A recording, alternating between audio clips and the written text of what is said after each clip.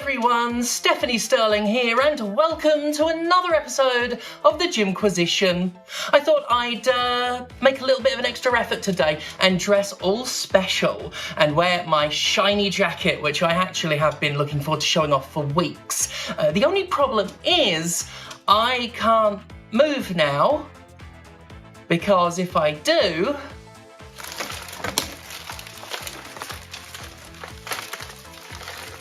bet my big fat ass keeps brushing against a xenomorph tongue that's on the shelf behind me and keeps making a tacky noise. So I'm just gonna stand here. My boyfriend Rude Ralph is going to have to make up the majority of the entertainment from today's introductory segment.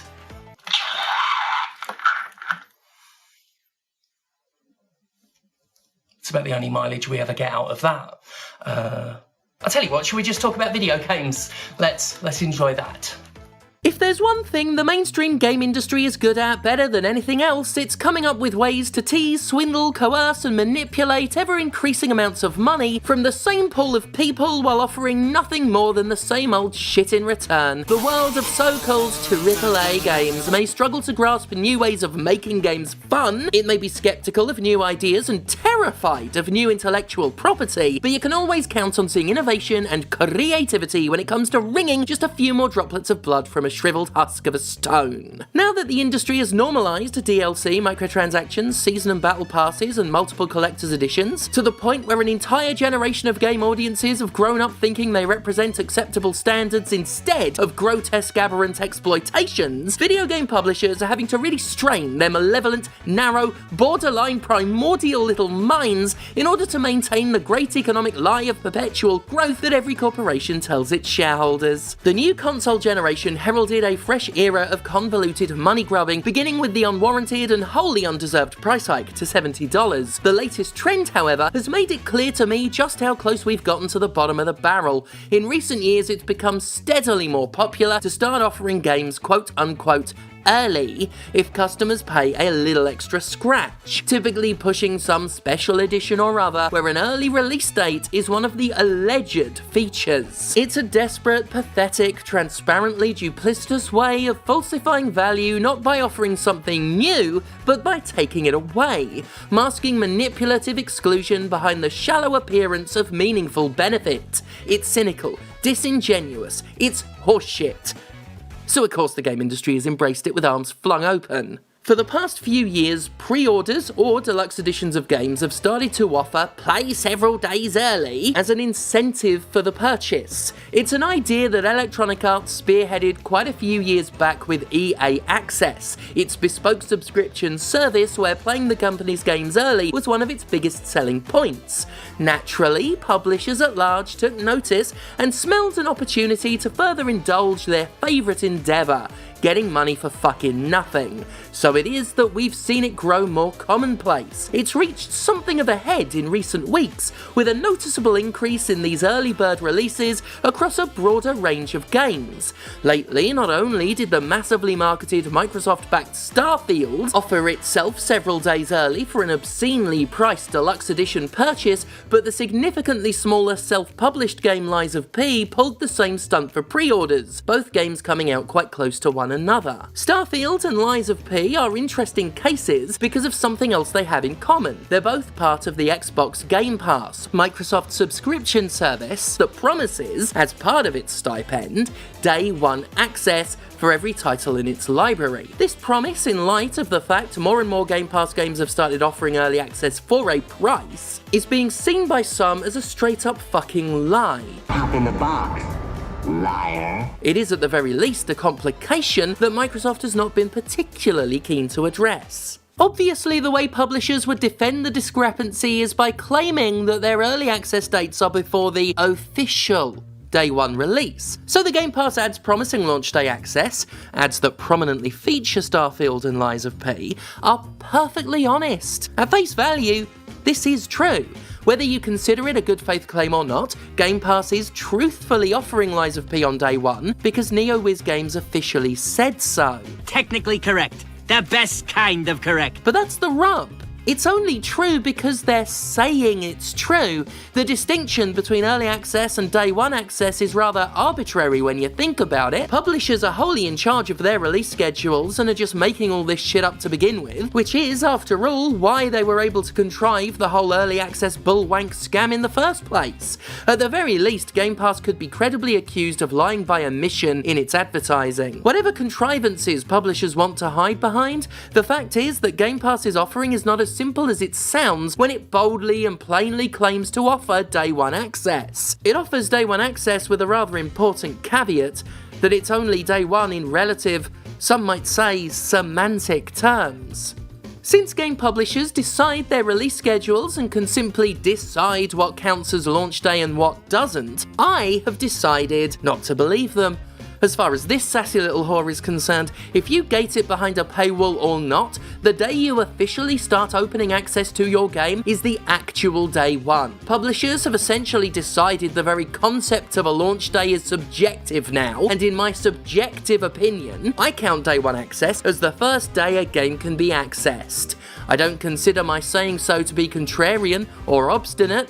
In fact, my definition is actually clearer and more easily distinguishable than the industry's new definition of launch day, which is now between 2 and 4 days after it started launching a game. God, I love obstinately contradicting the game industry, especially when my contradictory obstinance makes more fucking sense than those bastards. Listen to the voice of maturity. Game Pass or not, the arbitrary nature of video game release dates means that early access is a total ass pull with no inherent meaning, possessed of no additional value to the customer.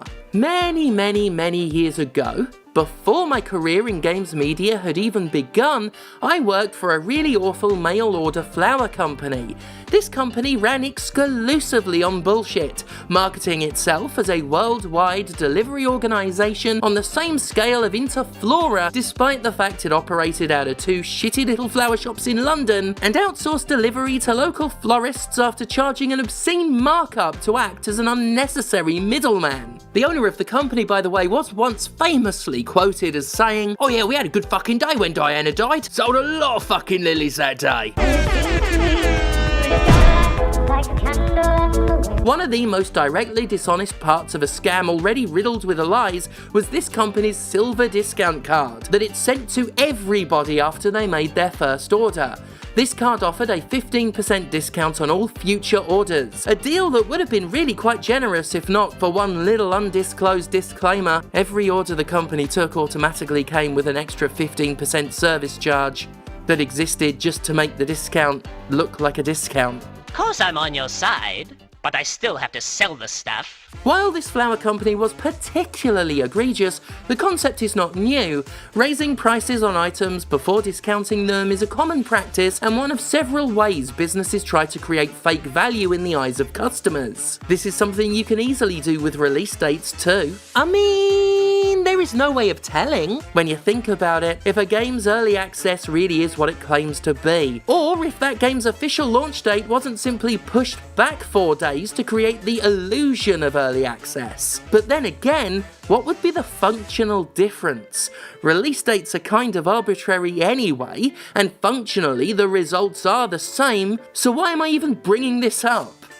Well, I'm bringing this up to illustrate just what a nothing burger the early access offering is. Whether it's a scam or not, you couldn't tell the difference between it being a scam or not, because it's the exact same thing whether it's a scam or not. It's such an immaterial, forced, spurious transaction that gives nothing of tangible, meaningful value to the person being convinced to pre-order a game at full price, even if it's on a service like Game Pass, or shell out upwards of $90 for a collector's edition that clearly can't be offering much else of worth if it needs to rely on a scam as flimsy as this one to inspire a sale. I mean, have you actually seen the fucking state of some of Square Enix's special editions now? Lately, they have shaved their deluxe editions down to offering nothing but digital soundtracks and digital art books, i.e. the fucking dump stats of deluxe edition bonuses. fuck's going on at that company? Acrobats, elephants, clowns, and much more. There's literally only one thing the early access scheme has in its favour, and that's FOMO. We did an entire episode on FOMO a couple of years ago, explaining how video games have weaponized the fear of missing out TM against their customers. Early access is perhaps the ultimate expression of that exploitative hostility. In a culture where social media hot takes about massively overhyped entertainment is one of the great international pastimes, there's value in the minds of many to have their hands on a game as early as possible. FOMO is a powerful tool in the box of unscrupulous profiteers, and early release dates particularly thrive as a commodity in gaming communities. Communities that are proven time and time again to be impulsive, impatient, easily susceptible to marketing, and especially vulnerable to the FOMO trap. It's clearly working too. The increase in early releases as part of the video game transactional experience is neither mere coincidence nor temporary phenomenon. It's the next big con, and compared to all the other cons that game publishers have churned out over the decades, it's really quite a weak and miserable one, isn't it? In fact, there may be some of you watching now wondering why I even dedicated an entire video to something that's nowhere near as malicious as loot boxes, insidious as microtransactions, or egregious as NFTs. The reason is precisely because it's so flimsy, so shallow, and so utterly fucking feeble. Anything could have happened to that little head. Like I said at the top of the video, we're staring directly at the bottom of the barrel. The 2010s represented, at least to me, the great poisoning of video games as a creative outlet. Across the 6th and 7th console generations, those of us paying attention watched as every vile, money-making scheme now commonplace today took hold. DLC available on launch day went from a controversial subject seen by many as content withheld behind a paywall to just something that happens with every big game. Microtransactions in full-priced games were once massively protested, rightly seen as a greedy bastardization of economies explicitly designed for free games that unavoidably broke the way premium video games are supposed to work and are structured.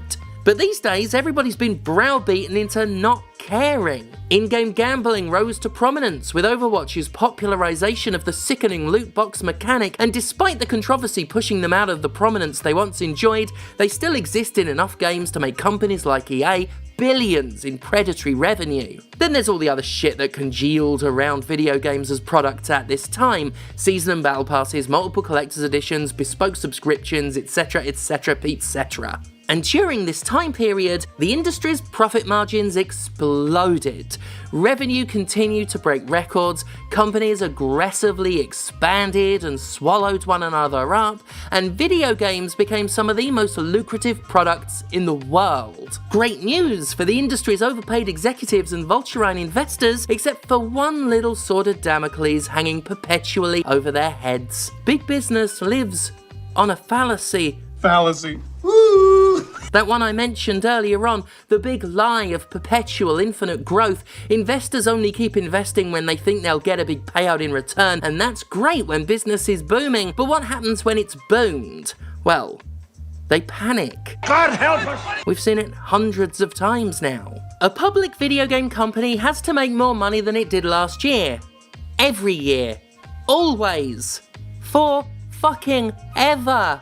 The very moment a company makes less than it did before, even if it just slows a tiny bit, share prices drop and investors pull out because our economy is fucking stupid and runs on short-sighted ignorant avarice. So what we have right now is an industry that exploded in the 2010s off the back of a whirlwind of vicious monetization strategies that turned players into payers to the tune of billions of dollars, and they're expected to keep that explosion aflame throughout the 2020s and beyond until the heat death of the universe. And they already played the last good card they had in the deck when they normalized the new price of games at $70. What I'm saying is that this is the kind of shit we can all look forward to now that all the grotesque little monetization schemes are an inherent part of video games. Publishers are left desperately having to artifice ever more tenuous methods of extracting more money from products they've not only sold, but have already outfitted with a myriad financial extraction devices. Historically, these scenarios have always resulted in something being taken away, repackaged, and sold back to us. The fact they're doing it with release dates of all things now should come as an indicator of just how bad things have gotten. But this is the game industry after all, darlings, and if there's one thing my 15 plus years in this field has taught me, it's that no matter how bad things have gotten, they'll never be the worst things get. I dread to think what will happen once they fully normalise early access release dates. Once they've paywalled the concept of time, just what will they try and paywall next? It's the extra poo that makes all the...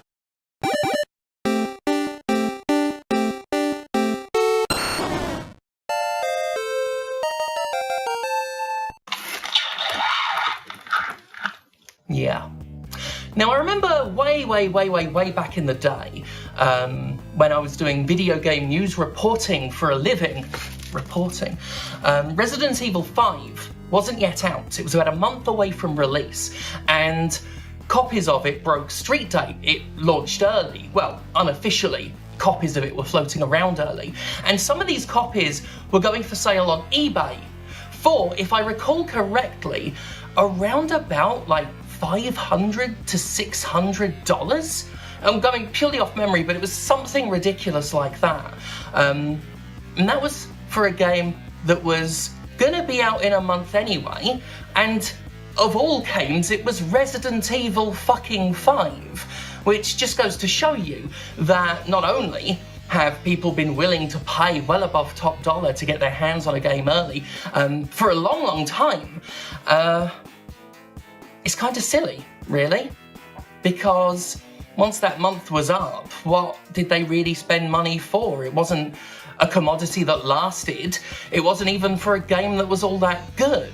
It was just to temporarily brag for 4 weeks and then enjoy a lifetime of regret, I suppose. And that's what I think about when I think about like Starfield a week early. When I wrote the script, I forgot that it was like that excessive, that some of these early access periods are now like a week out from the official launch date.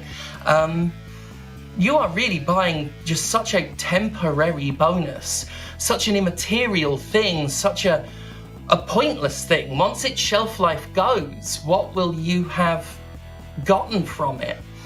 A week's progress in a game that within a year you're probably not going to care that much about anyway. I mean, for all the shit I'm being given for my review of Starfield, I do think that in a year, 2 years, very much like what happened with me in Final Fantasy 13, most people are going to fucking agree with me anyway. So I guess the point that I've been trying to make with this video is that I was right about Starfield being shit.